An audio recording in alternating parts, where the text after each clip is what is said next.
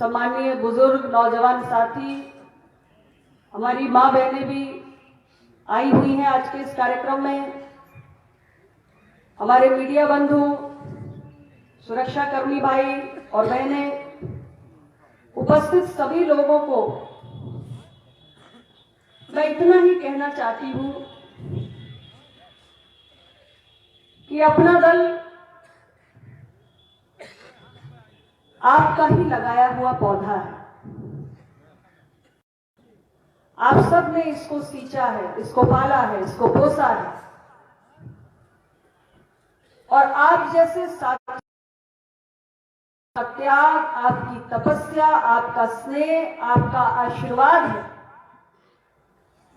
जिसने आज पार्टी को इतनी ताकत दी है। आज हम सारे लोग जो विधायक बनकर, सांसद बनकर, मंत्री बनकर, राज्य मंत्री बनकर या किसी न किसी आयोग के सदस्य के रूप में, अध्यक्ष में आपके बीच सम्मान प्राप्त कर रहे हैं, ये सब कुछ आप ही का दिया हुआ है। अपना दल किसी परिचय का मोहताज नहीं है। अपना दल दूसरी आजादी का संघर्ष है। वो संघर्ष जिसकी शुरुआत गांव के कोने कोने में बैठे दबे कुचले समाज के लोगों ने यशाकाई डॉक्टर सोनेलाल पटेल जी के नेतृत्व में अपने सम्मान और स्वाभिमान का ये केसरिया नीला परचम अपने हाथों में लेकर उस संघर्ष को आगे बढ़ाने का काम किया और बहुत सारे साथियों को हमने इस संघर्ष में गंवाया। बहुत सारे साथी बिछड़ गए। स्वयं डॉक्टर सोनेलाल पटेल जी आज हम सबके बीच उपस्थित नहीं है, लेकिन फिर भी जो विचार उन्होंने हमें दिया वो विचार निरंतर हमारा मार्गदर्शन कर रहा है और उनके दूसरी आजादी के इस विचार को लेकर निरंतर आगे बढ़ने के लिए हम सारे साथी जी जान से लगे हुए हैं। और जितनी भारी संख्या में आप सभी लोग यहां पर उपस्थित हैं, यकीन मानिए आपकी उपस्थिति हमारे साहस को बढ़ाती है, हमें संघर्ष करने की और शक्ति देती है, ऊर्जा देती है, हमारे मनोबल को बढ़ाती है। कितना विशाल जन समूह हमारे साथ खड़ा हुआ है तो हमारे संघर्ष की दिशा बिल्कुल सही है। सम्मानित साथियों, एक वक्त था जब ये देश अंग्रेजों की गुलामी की जंजीरों में जकड़ा हुआ था और न जाने कितने भारतवासियों ने अंग्रेजों के तमाम जुल्म अत्याचार को सहन करते हुए भी बिना डरे, बिना झुके अंततः उन्हें अपने देश की सीमाओं को छोड़ने के लिए विवश किया। भारत स्वतंत्र हुआ। वो लड़ाई पहली आजादी की लड़ाई थी जिसमें हमने तोप, तलवार, बंदूक, बारूद सब कुछ इस्तेमाल किया। लेकिन आज भारत स्वतंत्र है और आज हमें ना तोप की जरूरत है, ना तलवार की जरूरत है, ना बंदूक की जरूरत है, ना बारूद की जरूरत है, क्योंकि आजाद भारत के संविधान जिसे बाबा साहेब अंबेडकर ने रचा, उसने हमें एक वोट की ताकत दी और इस एक वोट की ताकत से दूसरी आजादी के सपने को हम पूरा कर सकते हैं। दूसरी आजादी का सपना समाज के दबे कुचले, शोषित, पिछड़े, दलित, आदिवासी, किसान, गरीब, मजदूर की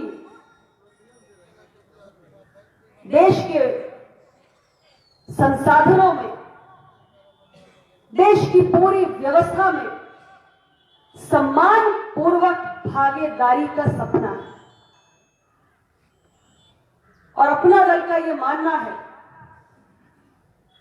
कि लोकतंत्र के चारों महत्वपूर्ण स्तंभों में न्यायपालिका, कार्यपालिका, विधायिका और यहां तक कि मीडिया, इन चारों महत्वपूर्ण स्तंभों में दबे कुचले शोषित वंचित समाज के वर्गों की भागीदारी होनी चाहिए।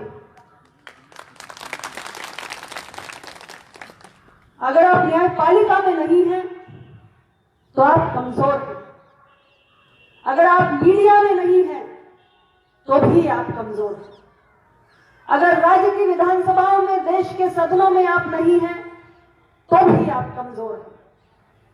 और अगर आप देश की नौकरियों में नहीं हैं तो भी आप कमजोर हैं। किसी भी समाज को आगे बढ़ना है तो लोकतंत्र के चारों स्तंभों में उसकी मौजूदगी, उसकी भागीदारी, उसकी उपस्थिति होनी ही चाहिए। और यह सब कुछ आपके वोट की ताकत से संभव है। छोटे से लेकर बड़े से बड़ा चुनाव आपको यह अवसर देता है कि अपने हक, अधिकार, सम्मान के लिए आप खड़े हो सकें। लेकिन अपने वोट की ताकत का उपयोग आप कितनी दूरदर्शिता, कितनी सूझबूझ और कितनी समझदारी के साथ करेंगे, ये आपके हाथों में है। चुनाव के समय तमाम राजनीतिक दल अनेक विषयों को उठाते हैं और भारतीय समाज इतना भावात्मक है कि जब मतदान का समय करीब होता है, चुनाव का समय करीब होता है, तो अक्सर किसी न किसी भावनात्मक मुद्दे को उठा दिया जाता है और हम उस मुद्दे में इतना उलझ के रह जाते हैं कि हम सारे बड़े विषयों को भूल जाते हैं जिनकी बातें हम चुनाव से पहले किया करते हैं। हम सारे लोग आपके बीच यही कहने के लिए आए हैं कि आप उन मुद्दों की, उन विषयों की पहचान करिए जिनके लिए आपको खड़ा होना है। लोकतंत्र के समस्त स्तंभों में भागीदारी का स्वप्न पूरा करने के लिए आपको अपना हित अहित पता होना चाहिए। मैं आपको पूरे विश्वास के साथ कहना चाहती हूं कि अपना दल आपके अधिकार, आपके सम्मान की रक्षा के लिए सड़क से लेकर संसद तक पूरी ईमानदारी और निष्ठा के साथ संघर्ष कर रहा है। बहुत सारे विषय हम समय समय पर उठाते हैं, बार बार उठाते हैं और उन विषयों की राज्य सरकार से लेकर केंद्र सरकार के बीच में चर्चा करते हैं, सड़क पर चर्चा करते हैं, आपको बताते हैं और सरकार के कानों तक पहुंचाने का भी काम करते हैं। ऐसे तमाम विषयों की चर्चा मुझसे पहले हमारे वक्ताओं ने की। एक विषय जो मैं आपको बताना चाहूंगी, अभी आपने सुना हमारे माननीय विधान परिषद सदस्य जी के और माननीय विधायक डॉक्टर सरोज जी के मुख से आउटसोर्सिंग। अखबार पढ़ते हैं आप, टीवी मीडिया सबसे अवगत रहते हैं। देश में बिहार एक ऐसा राज्य है जहां पर आउटसोर्सिंग के जरिए होने वाली जो नियुक्तियां होती है उनमें आरक्षण नीति के पालन का नियम सरकार ने बनाया।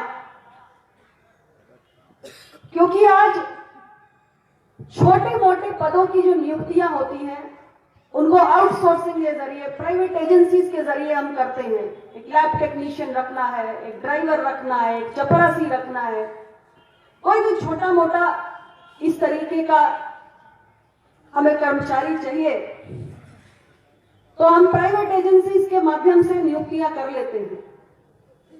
ये क्लास 3, क्लास 4 की छोटी मोटी नौकरियां भी जो दलित, पिछड़े समाज से आने वाले गरीब तबके के लोगों को, कमजोर तबकों को मिलने की एक उम्मीद थी, अगर आरक्षण नीति का पालन होता तो वो उम्मीद भी पूरी तरह खत्म हो चुकी है। और इसलिए अपना दल निरंतर हर मंच पर इस बात को उठा रहा है। हमने इस बात को माननीय प्रधानमंत्री जी के सामने भी उठाया है, देश की संसद में उठाया है, राज्य की विधानसभा में उठाया है, मुख्यमंत्री के सामने उठाया है और बार बार उठा रहे हैं और तब तक उठाते रहेंगे जब तक ये परिवर्तन हो नहीं जाता है कि कमजोर वर्गों से आने वाले लोगों को जो छोटी मोटी रोजी रोटी का जुगाड़ होने की भी एक संभावना है, ये प्राइवेट लोगों के हाथों में देकर जो आरक्षण नीति का पालन नहीं करते हैं, हम उस गुंजाइश को भी पूरी तरह खत्म कर चुके हैं। इसलिए अपना दल की ये मांग है कि आउटसोर्सिंग के जरिए जितनी भी भर्तियां होती हैं, उन सब में जो एक संविधान सम्मत हमारे आरक्षण का प्रावधान है, उसका ख्याल किया जाए, उसका अनुपालन किया जाए। ये एक विषय है और ऐसे तमाम विषय हैं। हमारे यूनिवर्सिटीज के अंदर जो नियुक्तियां होती हैं, एसोसिएट प्रोफेसर, असिस्टेंट प्रोफेसर के पद पर, कुछ महीनों पहले पिछले वर्ष एक विषय आया था जिस पर सरकार ने अध्यादेश लाने का काम किया था। इलाहाबाद हाईकोर्ट के निर्देश के बाद यूजीसी ने जो 200 पॉइंट के रोस्टर की व्यवस्था थी उसको खत्म कर दिया। क्या थी ये 200 पॉइंट के रोस्टर की व्यवस्था?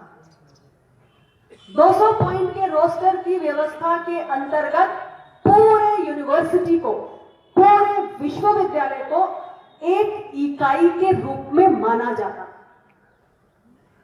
और पूरे यूनिवर्सिटी को एक इकाई मानते हुए आरक्षित पदों पर नियुक्तियां की जाती। लेकिन इलाहाबाद हाईकोर्ट के निर्णय के बाद यूजीसी ने सर्कुलर जारी कर दिया कि यूनिवर्सिटीज में 13 पॉइंट का रोस्टर सिस्टम लागू होगा नियुक्तियों में। 13 पॉइंट का रोस्टर लागू होने से पूरे विश्वविद्यालय को, पूरी यूनिवर्सिटी को एक इकाई न मानते हुए एक एक डिपार्टमेंट को अलग अलग इकाई के रूप में माना जाता। और जब एक एक डिपार्टमेंट को एक इकाई के रूप में मानते हुए आरक्षण की नीति को लागू करने का प्रयास किया जाता, तो आरक्षण की नीति लागू ही नहीं हो पाती, क्योंकि एक डिपार्टमेंट में एक वैकेंसी, 2 वैकेंसी, 3 वैकेंसी से ज्यादा वैकेंसीज निकलती ही नहीं है। और जो रोस्टर सिस्टम बनाया गया है वो इस प्रकार से बनाया गया है कि किसी पिछड़े या दलित या आदिवासी का नियुक्ति का नंबर 7वें, 14वें, 13वें ऐसे स्थान पर ही जाकर आता है। तो जब वैकेंसी 1 या 2 या 3 है, तो 14वें स्थान पर अगर किसी को मिलने की संभावना है तो वो संभावना ही खत्म हो जाती है अगर 13 पॉइंट का रोस्टर लागू हो जाता है। हमारी पार्टी ने इसके विरुद्ध आवाज उठाई, सरकार ने इसको संज्ञान में भी लिया और यूनिवर्सिटीज में नियुक्ति के लिए जो 200 पॉइंट का पूर्ववर्ती रोस्टर था उसको बहाल किया गया। इसकी चर्चा संसद में हुई और इसकी चर्चा में भाग लेते हुए केंद्रीय विश्वविद्यालयों में दलित, आदिवासी और पिछड़ों की एसोसिएट प्रोफेसर और असिस्टेंट प्रोफेसर के पद पर क्या भागीदारी है उसके आंकड़े मैंने बड़े स्पष्ट रूप से रखे। लगभग 0 के बराबर भागीदारी है। यानी सोचिए, आपकी देश के एजुकेशन सिस्टम में आप है ही नहीं, आप गायब हैं देश की शिक्षा व्यवस्था से। क्या भविष्य बनाएंगे आप अपने बच्चों का और अपने समाज का? आप नहीं है केंद्रीय विश्वविद्यालयों में। ये हालात है। 0.3%, 0.02%, इस तरीके के आंकड़े थे। मेरे पास अभी वो आंकड़े नहीं है, लेकिन आप संसद का मेरा भाषण सुनेंगे तो उसमें सारे आंकड़ों को मैंने प्रस्तुत किया है। तो ये दुर्भाग्यपूर्ण स्थितियां हैं और आपको इन विषयों पर जागरूक होकर सोचना पड़ेगा। जनप्रतिनिधि आपके पास वोट मांगने के लिए आते हैं तो उनसे चर्चा करिए, उनसे प्रश्न करिए, उनसे पूछिए आपकी पार्टी का क्या स्टैंड है, क्या करेंगे आप मेरे स्थिति को सुधारने के लिए। यह आपका अधिकार है। ऐसी वोट मत दीजिए कि किसी ने कोई भी भावनात्मक मुद्दा उठा दिया और आप जुनून में आकर वोट कर गए। आपको दिमाग से सोचने की जरूरत है। और दलित, पिछड़ा, आदिवासी समाज तो दिल से ज्यादा सोचता है, दिमाग से तो सोचता ही नहीं। अपने हक अधिकार की बात को सोचिए। एक विषय और मैं आपको बताना चाहूंगी, बहुत महत्वपूर्ण विषय है। देश के विभिन्न राज्यों में जो तमाम प्रतियोगी परीक्षाएं हो रही हैं, आपको जानकर ताज्जुब होगा कि उन सारी प्रतियोगी परीक्षाओं में जो SC, ST, OBC के अभ्यर्थी हैं, कैंडिडेट्स हैं, उनका कट ऑफ सामान्य वर्ग के बच्चों के कट ऑफ से कहीं ज्यादा आ रहा है। ऐसी तमाम प्रतियोगी परीक्षाएं हुई है। इस विषय को भी मैंने पार्लियामेंट में उठाया था। तमाम राज्यों की प्रतियोगी परीक्षाओं में अनुसूचित जाति के, अनुसूचित जनजाति के और पिछड़ी जातियों के जो बच्चे हैं, उनको जनरल बच्चों से ज्यादा कट ऑफ अंक प्राप्त हो रहे हैं। लेकिन उसके बावजूद भी जो नौकरियां सामान्य कोटे में हैं, उसमें उनको नियुक्ति मिलने की कोई व्यवस्था नहीं है। अगर वो सामान्य वर्ग के बच्चों से ज्यादा कट ऑफ अंक ला रहे हैं, तो उनको सामान्य वर्ग के कोटे में जो नौकरियां हैं वो क्यों नहीं मिलनी चाहिए? इस प्रश्न के साथ मैं आपको आज छोड़कर जाना चाहती हूं। सोचिए, चिंतन करिए और प्रश्न करिए, प्रश्न उठाइए, चट्टी चौराहे पर इसकी चर्चा करिए। ये असंतुलन है। क्यों है? क्योंकि आप चुप रहते हैं, आप जुबान नहीं खोलते, इसलिए ये असंतुलन है। अपने हक के लिए खड़े होना सीखिए, तब आपको अधिकार मिलेगा। हम एक विषय को अभी परसों ही महामहिम राष्ट्रपति जी के अभिभाषण पर धन्यवाद प्रस्ताव पर चर्चा की। एक विषय है जो हम लगातार कई वर्षों से उठा रहे हैं। डॉक्टर जमुना जी ने उसकी चर्चा भी की कि हमारे देश की जो न्यायपालिकाएं हैं, निचली अदालत से लेकर सर्वोच्च अदालत तक, जजेस की बहुत कमी है, न्यायाधीशों की बहुत कमी है और बहुत सारे पेंडिंग केसेस हैं कोर्ट्स में। लाखों की संख्या में मामले लंबित हैं। जब न्यायाधीशों की संख्या कम है तो उन मामलों का निपटारा कैसे होगा? और जुडिशरी में अपॉइंटमेंट के लिए कॉलेजियम सिस्टम फॉलो होता है। जजेस ही जजेस की नियुक्ति कर देते हैं। देश के संविधान में यह प्रावधान है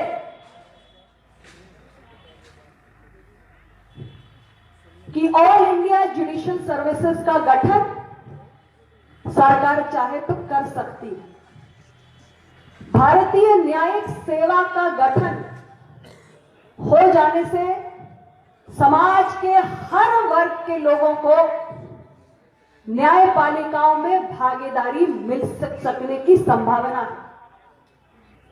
इससे एक और जो हमारे यहां जजेस की संख्या में कमी है, हमें और अधिक संख्या में नए जजेस मिलेंगे। वहीं दूसरी ओर दबे कुचले समाज के लोगों की न्यायपालिकाओं में न्यायाधीशों के पद पर भागीदारी लगभग शून्य है। तो ऐसे वंचित समाज के लोगों को भी न्यायपालिकाओं में भागीदारी सुनिश्चित होगी। इसलिए अपना दल भारतीय न्यायिक सेवा के गठन की मांग को निरंतर उठा रहा है। और साथ ही भारत सरकार में हमारे जनजातीय कार्य मंत्रालय अलग से बना हुआ है, हमारा अल्पसंख्यक कल्याण मंत्रालय अलग से बना हुआ है। लेकिन बहुत ही दुर्भाग्यपूर्ण है कि आज तक भारत सरकार के अंदर पिछड़ा वर्ग कल्याण मंत्रालय अलग से नहीं बन पाया और पिछड़े वर्गों के बीच ये भावना है और इस मांग को भी हम मजबूती से निरंतर उठाने का काम कर रहे हैं कि पिछड़े वर्गों के लिए केंद्र की सरकार में भी एक पृथक मंत्रालय, एक अलग से मंत्रालय गठित किया जाए।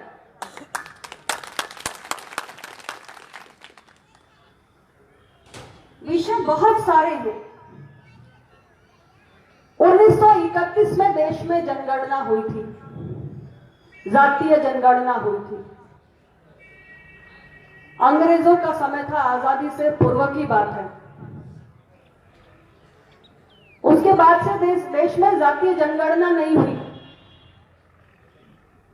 2011 में संसद में शोर मचा। सामाजिक न्याय की वकालत करने वाले तमाम पार्टियों के लोग खड़े हुए और पूरी संसद में प्रस्ताव पारित हुआ कि 2011 की जनगणना जातीय आधार पर कराई जाएगी ताकि हम ये जान सकें कि भारत जो जातियों का महासमुद्र है उसमें हर एक समाज, हर एक जाति के लोगों की असली संख्या क्या है। सरकार योजनाएं बनाए, फंड्स दे तो किस आधार पर दे, किसको कम चाहिए, किसको ज्यादा चाहिए, इसका आकलन कैसे हो। लेकिन 2011 की जातीय जनगणना के आंकड़े जारी नहीं किए गए। 2021 में फिर से जनगणना होनी है। 10 साल के बाद जनगणना होती है। हमारी पार्टी निरंतर इस विषय को कह रही है कि देश में कभी भी पिछड़ों की गिनती नहीं हुई है। देश में आदिवासियों की गिनती होती है, अनुसूचित जाति की गिनती होती है, लेकिन पिछड़ों की गिनती कभी नहीं होती है। और मंडल कमीशन जब आया था 90 के दशक में, तब उसने 54% की आबादी का एक आंकड़ा दिया था या 52% की एक आबादी का आंकड़ा दिया था। लेकिन चूंकि इस देश में कभी पिछड़ों की जनगणना नहीं हुई है, इसलिए पिछड़ों की सही आबादी क्या है, उनकी सही संख्या क्या है, ये आज भी देश में किसी को नहीं मालूम। सब अनुमान पे बात करते हैं। इसलिए हमारी पार्टी निरंतर इस बात को कह रही है कि 2021 की जनगणना का जो प्रारूप तैयार किया गया है उसमें एससी का कॉलम है, एसटी का कॉलम है, ओबीसी का कॉलम नहीं है। ओबीसी के कॉलम को भी जोड़ा जाना चाहिए, अन्यथा ये जनगणना की एक्सरसाइज भी पूर्व की एक्सरसाइज के जैसी ही रहेगी। तो ये तमाम विषय हैं जो आज के इस अवसर पर मैंने आपसे चर्चा करना आवश्यक समझा। मैं आपसे इतना ही कहकर जाना चाहती हूं कि आप सब हमारी ताकत को बढ़ा सकते हैं। आज हम प्रदेश के दोनों सदन में हैं। हमारे 9 विधानसभा के सदस्य हैं, 1 विधान परिषद के सदस्य हैं। मैं और माननीय हमारे सांसद रॉबर्टगंज पकौड़ी लाल कोल जी देश की लोकसभा में हैं, हम 2 की संख्या में हैं। हम किसी भी बात को कहने से पीछे नहीं हटते, लेकिन आप जानते हैं कि लोकतंत्र में संख्या बल ही सब कुछ है। आप चाहते हैं कि अपना दल की आवाज और बुलंद हो, तो ये 2 और 10 की संख्या को आपको और आगे बढ़ाना होगा। और ये तभी संभव होगा जब जमीन पर हमारा संगठन मजबूत होगा, नए साथी संगठन में जुड़ेंगे, नई ऊर्जा लेकर आएंगे, संगठन का विस्तार होगा, हर बूथ पर सामाजिक न्याय की विचारधारा का सिपाही तैनात होगा। हर चट्टी चौराहे पर कमजोर दबे कुचले वर्ग के हितों की आवाज उठाने वाला, चर्चा करने वाला कोई अपना दल का सिपाही होगा। तब जाकर विधानसभा से लेकर लोकसभा तक का जो ये सफर है, ये और ताकत के साथ और मजबूती के साथ और बड़े कारवां के साथ हम तय कर पाएंगे। इसलिए आज के इस अवसर पर जो नए साथी हमारे संगठन को और सुदृढ़ करने के लिए, हमारी विचारधारा को और गति देने के लिए हमारे साथ जुड़े हैं, उनका मैं पार्टी की ओर से अभिनंदन करती हूं। इस आशा और विश्वास के साथ कि वो पार्टी की और डॉक्टर सोनेलाल पटेल जी के सिद्धांतों को, आदर्शों को, उनकी नीतियों को, उनकी कल्पना को, उनके सपने को प्रचारित प्रसारित करने का काम करेंगे। और आप में से हर वो व्यक्ति जो यहां पर उपस्थित है, हमारे कारागार राज्य मंत्री जी ने बड़ी ही रोचक कहानी आपको सुनाई। तो उसमें जो तीसरा श्रोता है ना, कि दिल तक अपना दल की बात को लेकर जाए, आप सबने हाथ उठाया। मैं चाहती हूं कि जो सारी बातें हमने यहां पर कही, उसे अपने दिल में लेकर जाइए और उन बातों को साझा करिए और लोगों को पार्टी की विचारधारा से जोड़कर हमारी शक्ति को बढ़ाने के लिए आप सब लोग अपना योगदान, अपना आशीर्वाद दीजिए। आपका स्नेह, आपका प्रेम ही हमें यहां तक लेकर आया है और आपका स्नेह इसी प्रकार मिलता रहेगा तो हम अपनी लड़ाई को और भी मजबूती से लड़ेंगे।